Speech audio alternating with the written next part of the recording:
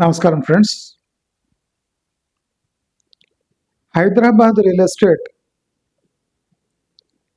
Self destruction మోడ్లో చాలా వేగంగా ప్రయాణిస్తుంది. మన ఛానల్లో మనము హైదరాబాద్ ముఖ చిత్రాన్ని 100% యాక్యురసీతో ప్రిడిక్ట్ చేయగలిగాం. 3 ఏళ్ల క్రితం హైదరాబాద్లో రానున్న పరిస్థితులను పూసగుచ్చినట్టు మన వ్యూవర్స్కి మనం వివరించాం. గత 11 ఏళ్లుగా అంటే బీఆర్ఎస్ 9 వీళ్ళది 2, ఈ 11 ఏళ్లలో ల్యాండ్ రిఫార్మ్స్ అనే ఒక మాట లేకుండా land appreciation and land value based గ్రోత్ని మన తెలంగాణ ఎంచుకుంది. Land value and land value escalation at any cost without proper ground development based on government announcements and development based on bets of some well-known builders. Growth ఎవరు decide చేసేవారు అంటే government projects లేదా పేరు మోసిన builders pace of growth of Hyderabad decide చేసేవాడు. అంటే BRS హయాంలో quality of land was not a problem. Placement of land was very important and escalation of land prices was totally borne by both government and private builders. Government has formed a consortium which is not constitutional. అంటే మనం ఎట్లా డబ్బు విదేశాలకు illegal మార్గంలో పంపిస్తూ ఉంటాము, ఆ హవాలా మార్గము ఎట్లా కామన్ అయిపోయిందో అలాగే government participation in private sector growth అది ఒక పాలసీ కాకుండా డైరెక్ట్ గవర్నమెంట్ ఇంటర్ఫియరెన్స్ వల్ల మనం ఇవాళ గవర్నమెంట్ సీనియర్ ఎగ్జిక్యూటివ్స్ బ్యూరోక్రాట్స్ ఇంట్లో దాడులు చేపిస్తే ఒక్కొక్కటి దగ్గర మినిమం 200 to 500 crores ఆస్తులు ఉన్నాయి.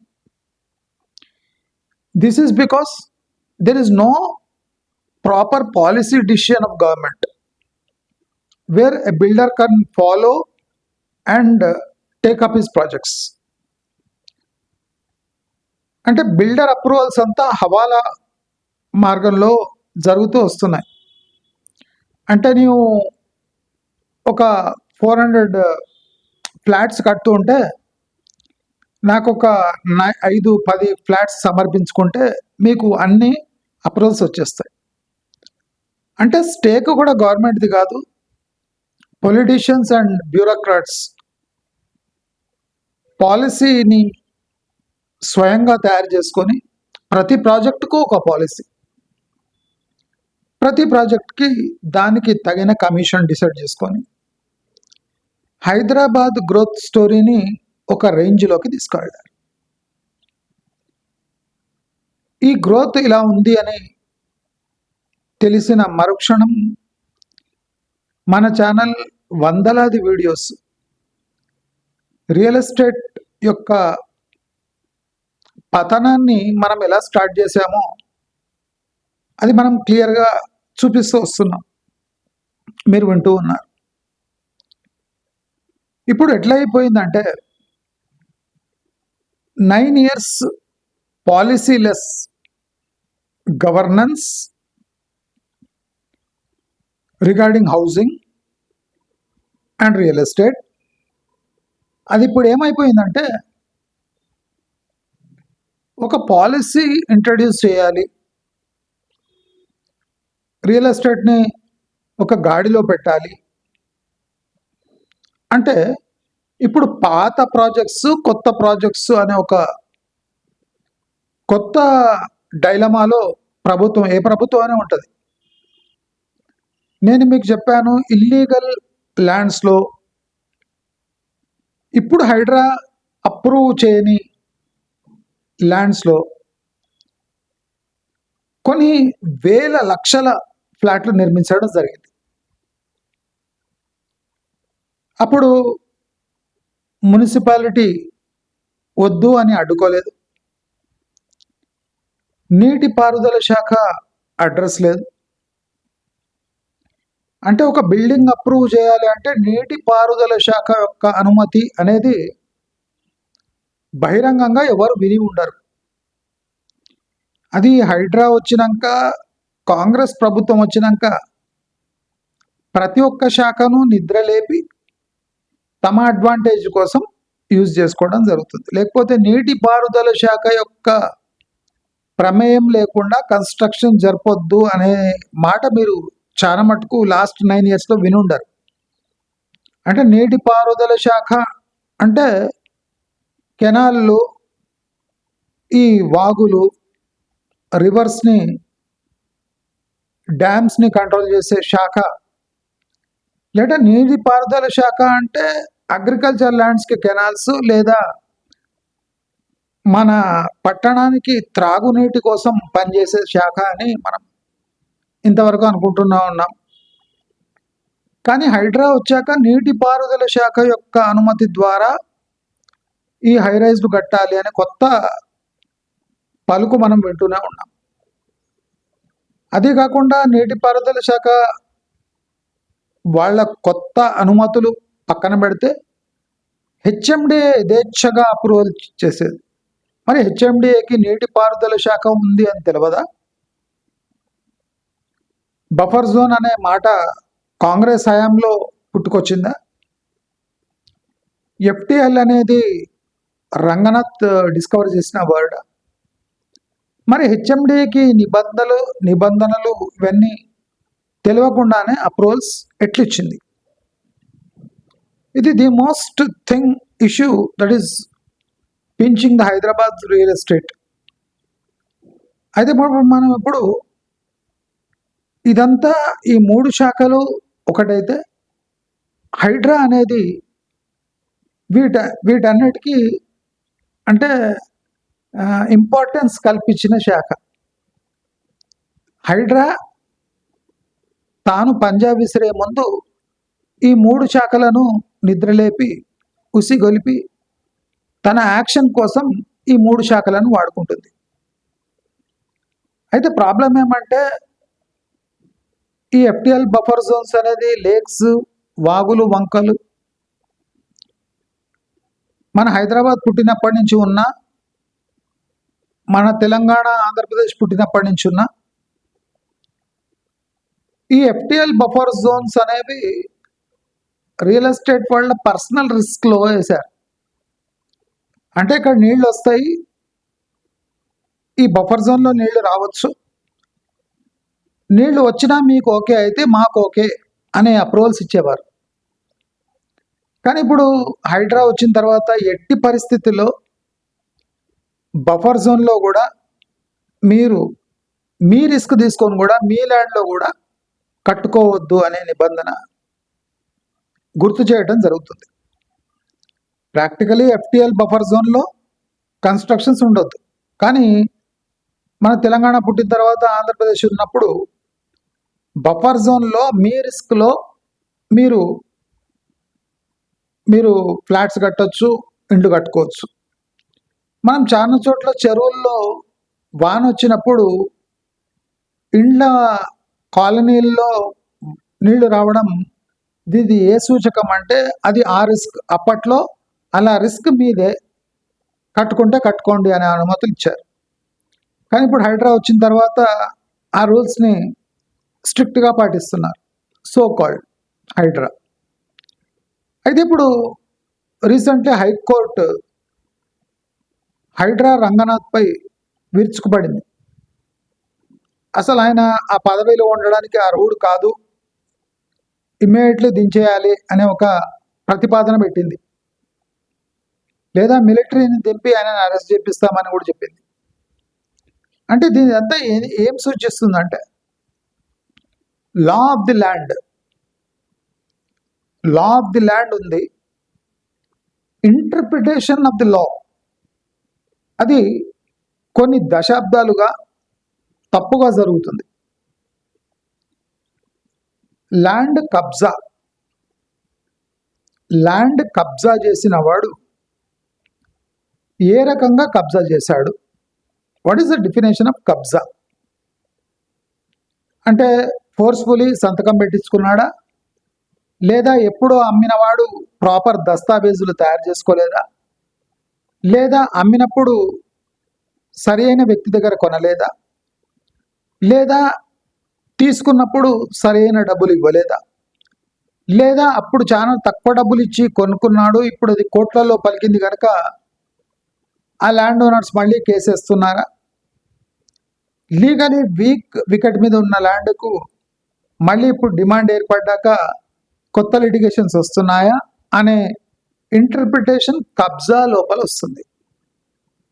మనం బతుకమ్మ కుంటలో కబ్జా పర్వం చూస్తున్నాం. ప్రాక్టికలీ అప్పుడు కుంటలు, ఒక చేనులో ఒక కుంట ఉండేది వాటర్ కన్జర్వేషన్ కోసం. అది రాను రాను పట్టణీకరణ అయి ఆ కుంటలు కాస్త అర్బన్ జోన్లో వచ్చేసి కుంటలను ఎవరైనా పట్టాగా ఉంచుకోవచ్చా అంటే ఉంచుకోవచ్చు.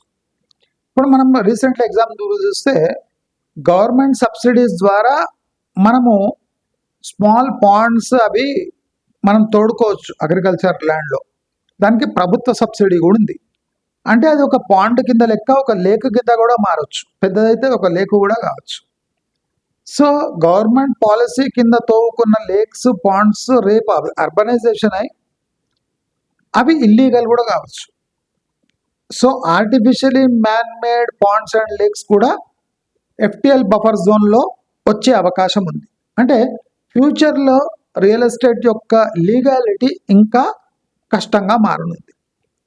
సో ఇప్పుడు హైడ్రా పాత్రను చూస్తే నేను చెప్పినట్టు, లాస్ట్ టైం చెప్పినట్టు, హైడ్రా ఫాతిమా కాలేజు, రేవంత్ రెడ్డి వాళ్ళ అన్న బిల్డింగు, అదే కాకుండా రంగనాథ్ యొక్క ఇల్లు యొక్క పొజిషనింగ్, అది కాకుండా కేటీఆర్ ఫార్మ్ హౌస్ ఇష్యూస్ క్లియర్గా సార్ట్అవుట్ చేయకుండా మేము న్యాయంగా వ్యవహరిస్తున్నాము అనడము హైడ్రాకు తగదు. ఎందుకంటే ఈ ఫాతిమా కాలేజ్, రేవంత్ రెడ్డి అన్నవాళ్ళ ఇల్లు, మన కేటీఆర్ యొక్క ఫామ్ హౌస్ జన్వాడలో, ప్లస్ సెలబ్రిటీస్ యొక్క కొన్ని ఇండ్లను, కొన్ని స్థలాలను వదిలేసి పేదవాళ్ల వెంట పడడము, రాంగ్ ప్లాటింగ్ అని చెప్పి, కబ్జా అని చెప్పి, ప్రభుత్వ భూమిని కబ్జా పెట్టి ప్లాట్స్ కట్టాడని చెప్పి అవి ప్రభుత్వ భూములను స్వాధీనం చేసుకోవడం మంచిదే. కానీ దానితో పాటు ఈ సత్కార్యాలు కూడా చేసేస్తే హైడ్రా యొక్క ఔన్నిత్యాన్ని కాపాడుకున్నట్టు అవుతుంది. ఇప్పుడు హైడ్రాని వ్యతిరేకిస్తుంది ఎవరు అంటే కబ్జాదారులు కాదు. కబ్జా అని ప్రూవ్ అయితే కోర్టులు కూడా ఏం చేయలేవు. కానీ అది మీరు పార్షియల్గా ఇంప్లిమెంట్ చేసినందుకు హైడ్రాపై విమర్శలు వస్తూనే ఉన్నాయి. ఇక్కడ హైడ్రాపై విమర్శలు చేసేవాళ్ళు కబ్జాదారులే కాదు, మీరు అమలు చేయని లా అమలు చేయండి అని పిటిషన్ వేసిన వాళ్ళు కూడా ఉన్నారు. సో హైడ్రా యొక్క ఔన్నిత్యాన్ని కాపాడుకోవాలంటే పార్షియాలిటీ తగ్గించుకోవాలి. ఇప్పుడు హైడ్రా మెయిన్ వర్క్ ఏమైందంటే ప్రభుత్వ ల్యాండ్స్ని కాపాడి దాన్ని ఆక్షన్ పెట్టడానికి రెడీ చేసి పెట్టడం హైడ్రా యొక్క ముఖ్య ఉద్దేశంగా మారినట్టుంది. కాబట్టే హైడ్రాపై విమర్శలు వస్తున్నాయి. హైడ్రా అక్కడక్కడ ప్రజల తరఫున పోరాడినట్టు చేసి ప్రభుత్వానికే కాకుండా ప్రభుత్వ పెద్దలకు కూడా పరోక్షంగా బ్లాక్మెయిల్ చేయడానికి ఎన్నో అవకాశాలు కనిపిస్తున్నాయి అనే అనుమానాలు ఉన్నాయి కనుక హైడ్రా ఇంపార్షియల్గా పనిచేస్తే హైదరాబాద్ రియల్ ఎస్టేట్ గ్రోత్ స్టోరీలో గవర్నమెంట్ ల్యాండ్స్ కూడా ముఖ్య పాత్ర పోషించే అవకాశాలు ఉన్నాయి. కానీ లాస్ట్ గవర్నమెంట్ చేసినట్టు అసలు ల్యాండ్ యొక్క అథెంటిసిటీ, ల్యాండ్ యొక్క పొజిషనింగ్, ల్యాండ్ యొక్క లీగాలిటీ, ల్యాండ్ యొక్క utilisation, land future utilisation and growth, plus మనము ప్రభుత్వం అణగారిన వర్గాలకు పంచిన ల్యాండ్, అది కూడా క్వశ్చన్ మార్క్గా మారింది. అంటే ఇప్పుడు ఏమంటే పూర్ పీపుల్కి భూదాన్ మూమెంట్లో ఆ టైంలో ప్రభుత్వం అసైన్డ్ ల్యాండ్స్ ఇస్తే ఈ అసైన్డ్ ల్యాండ్స్ ఇప్పుడు పెనుభూతంగా మారాయి. పట్టా ల్యాండ్పై కేసు వేయచ్చు కానీ అసైన్డ్ ల్యాండ్స్పై ఏ పోరాటము చేయలేరు. కాబట్టి చాలా ల్యాండ్స్ పట్టా ల్యాండ్స్ ఉన్నాయి కాబట్టి పట్టా ల్యాండ్స్పై కాకుండా మన ఈ అసైన్డ్ ల్యాండ్స్పై ప్రభుత్వం కన్నేయటం, ఆ అసైన్డ్ ల్యాండ్స్ ఎక్కువ ఉన్నాయో అక్కడే వీళ్ళు హైడ్రా యాక్షన్ చూపించటం, అది కాకుండా మూసీ ప్రక్షాళనలో హైడ్రా చాలా పెద్ద ఎత్తున పాల్గొనటం, నీటిపారుదల శాఖ అనేది ఇన్ని అంటే 60-70 ఏళ్ళు నిద్రపోయి సడన్గా లేచి మా శాఖకు మీ దాంట్లో వాటా ఉంది అనడం హాస్యాస్పదంగా మారింది. కాబట్టి మనం రీసెంట్లీ సోమాజిగూడ ఇన్సిడెంట్ చూసాము. ఒక 20-30 అంతస్తులు కట్టి 2 బిల్డింగ్లు కట్టి ఇప్పుడు ఈ బిల్డింగ్లు కొనవద్దు, దీనికి రెడ్ ట్యాగ్ వేస్తున్నాము అంటే కట్టేటప్పుడు నిద్రపోయారా అనే ఒక ఇష్యూ తప్పకుండా వస్తుంది. ఇక్కడ హెచ్ఎండి అనుమతులు కూడా ఉన్నాయి. మరి నీటిపారుదల శాఖ అనుమతులు తప్పనిసరి, లేకపోతే ఈ బిల్డింగ్ లేవదు అనే ఖచ్చితమైన మాట ఉండింటే ఇప్పటిదాకా ఆ బిల్డింగ్ సోమాజిగూడలో లేచేదే కాదు. సో ఇలాంటి టెక్నికల్ మిస్టేక్స్ చేసి ప్రతి మనిషి కోర్టుకు వెళ్ళి కోర్టు చెప్పిన పద్ధతిలో హైడ్రా నడుచుకోలేక తన ఓన్ ప్రియంబల్ ద్వారా కాన్స్టిట్యూషనల్ మెకానిజంని పక్కన పెట్టి, లీగాలిటీని పక్కన పెట్టి తన ఓన్ కాన్స్టిట్యూషన్ని ఫాలో చేస్తే రేపు ఇలాంటి మొట్టికాయలు కోర్టు వేస్తుంది. కోర్టుకు స్వయంగా ఇన్వెస్టిగేషన్ చేసే పవర్స్ లేవు కనుక అది సివిలియన్ గవర్నమెంటే చేయాలి కనుక తన చేతులు కట్టేసి ఉన్నాయి కనుక ప్రతిసారి కోర్టు ధిక్కరణ జరిగినప్పుడు కోర్టులు వార్నింగ్ ఇస్తున్నాయి. ఇప్పటి వరకు 64 వార్నింగ్లు రంగనాథ్కి ఇవ్వడం జరిగింది.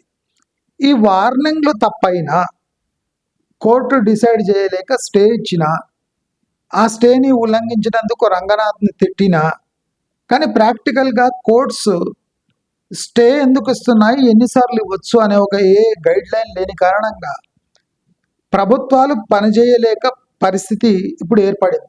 కాబట్టి ప్రభుత్వాలు కూడా కోర్టు ఇచ్చిన స్టేకి లొంగక తమ పని తాము చేసుకుపోతున్నారు. అంటే legal things in both pockets are both legal entities are non-negotiable for both parties. Court will not come down and neither Hydra, because the documents which are shown to the Hydra or seen by the Hydra are completely different from the documents shown to the court. So court goes through a human angle of checking documents since ages when there was no Hydra. But Hydra is looking at real estate with its own outlook. So problem ఎక్కడ వస్తుందంటే court యొక్క outlook, Hydraa యొక్క outlook చాలా different ఉన్నాయి కనుక Hyderabad real estate పతనానికి ఇది ఒక పెద్ద, అంటే ఇంకా త్వరగా మునగడానికి ఓ బుద్ధిబండలా మారింది. అంటే ఈ హైడ్రా వల్ల, కన్ఫ్యూజన్ వల్ల, కోర్టును ధిక్కరించడం వల్ల కోర్టు కన్నా హైడ్రా పెద్దదా? అంటే రేపు మనం కోర్టు నుంచి ఏ ఆర్డర్ తెచ్చినా హైడ్రా ఒప్పుకోదు కనుక మనం హైడ్రాతోనే నెగోషియేట్ చేయాలి, కోర్టులో మనం వెళ్ళలేము అనే దుస్థితి కలిగిస్తున్నందుకు కోర్ట్స్ రంగనాథ్ని తొలగించాలి అని గట్టిగానే చెప్పినట్టున్నాయి. బహుశా రంగనాథ్ని తొలగించాల్సి వస్తుందేమో, బికాస్ కోర్టు ధిక్కరణలు 64 అయినాయి. ఇప్పుడు దీనికి కౌంటర్గా రేవంత్ రెడ్డి అప్పటి చీఫ్ సెక్రటరీ దాదాపు 100 ధిక్కారాలు ఎదుర్కొన్నారు అని. అక్కడైనా ఓన్లీ రియల్ ఎస్టేట్ కాదండి, స్టేట్లో జరిగిన చాలా ఇష్యూస్కి ఆయనే బాధ్యుడు కనుక న్యాచురల్లీ 100 కోర్టు ధిక్కారాలు ఆయన ఎదుర్కొని ఉంటాడు. ఆయన కోర్టు ధిక్కారం చేసినా ఇంకా బయట తిరుగుతున్నాడు అంటే కోర్టు చాలా హ్యూమానిటేరియన్గా చీఫ్ సెక్రటరీపై యాక్షన్ తీసుకోకుండా అప్పుడప్పుడు మందలిస్తూ వస్తుంది. Because checks and balances are important, but bureaucratic hurdles are also important and technically viable in a democratic state అని హైకోర్టు కూడా గుర్తించి ఆయన అన్ని వయలేషన్స్ చేసినా ఆయనను వదిలేస్తుంది. అంటే courts are not harsh but they understand democracy అని మనకు క్లియర్గా అర్థమవుతుంది.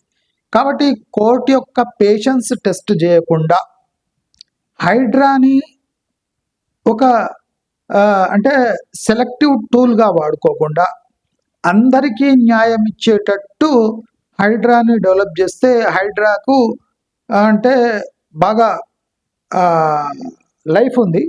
లేదు హైడ్రాని మనం సెలెక్టివ్గా యూజ్ చేసుకుంటాము, మేము కొన్ని వాటికి జవాబు చెప్పము, కొన్ని స్టేలను మేము ఒప్పుకోము, కొన్ని లీగాలిటీస్ని మేమే అప్రూవ్ చేస్తాము అంటే దేర్ విల్ బికమ్. ఇప్పుడు చూడండి, municipal authority is the first thing that can raise an objection, second is the నీటిపారుదల శాఖ, third is HMDA and fourth is HYDRAA. But ఇప్పుడు ఏమైపోయిందంటే first is HYDRAA, rest HMDA, నీటిపారుదల శాఖ, ఇవన్నీ ఒక సబ్సిడరీస్గా మారిపోయినాయి.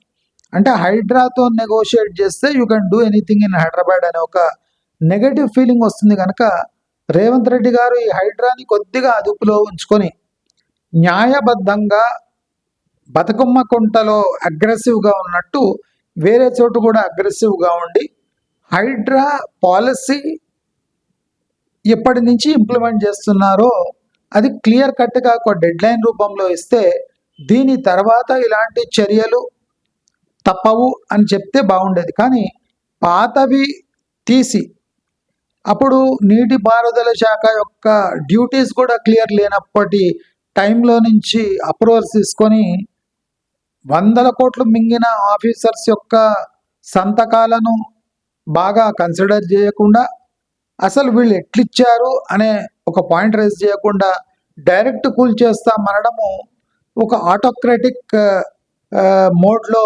ప్రభుత్వం ఉన్నట్టు కనిపిస్తుంది త్రూ హైడ్రా. కనుక హైడ్రాని తమంతకు తాము అదుపులో పెట్టుకుంటే లేదా ప్రభుత్వం ద్వారా అదుపులోకి తెస్తే చాలా మంచిది. లేదా హైడ్రా యొక్క ప్రతి చర్య రేపు హైడ్రా యొక్క లీగల్ స్టాండింగ్ని క్వశ్చన్ చేసి అసలు హైడ్రానే లేకుండా అవుతుంది. కాబట్టి రేవంత్ రెడ్డి ఇప్పుడైనా రియలైజ్ అయ్యి మేము హైడ్రాని కాపాడుకుంటాం, రంగనాథ్ని కాపాడుకుంటాం, కోర్టు ధిక్కరణలను మేము సుప్రీంకోర్టులో చూసుకుంటాం అనడం చాలా వెర్రి మాటలు. ఎందుకంటే మీకు రోజు మీరు హైకోర్టుతో డీల్ చేయాలి కానీ ప్రతి ఇష్యూకి సుప్రీంకోర్టుకు వెళ్ళలేరు. కనుక ఇప్పుడైనా హైదరాబాద్ పూర్తిగా మునగొద్దు అనుకుంటే హైడ్రాని కాస్త అదుపులో పెట్టి డీసెంట్గా బిహేవ్ చేసే హైడ్రాగా రూపొందిస్తే ప్రాపర్ లీగల్ స్క్రూటినీ ద్వారా హైకోర్టులను అగ్రీ చేపించి ఆ ఇంప్లిమెంటేషన్ ఏమో త్రూ లా జరిగితే చాలా మంచిగా ఉంటుంది అని నా అభిప్రాయంగా హైడ్రాకు చెప్తూ రేవంత్ రెడ్డికి సూచిస్తూ నమస్కారం.